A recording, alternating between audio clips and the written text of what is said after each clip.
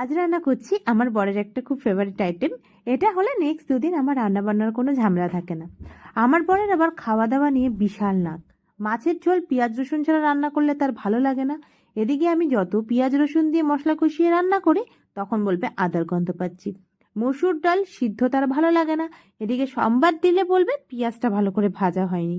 সে যতই আমার পেঁয়াজ ভাজতে ভাজতে কালো হয়ে যাক। আলু পোস্ত করলে কাঁচা তেলটা শেষে ভালো লাগে না, কিন্তু মাছ ভাজা আলু ভাতে এগুলোতে আবার সে কাঁচা তেল দিয়ে মেখে খাবে।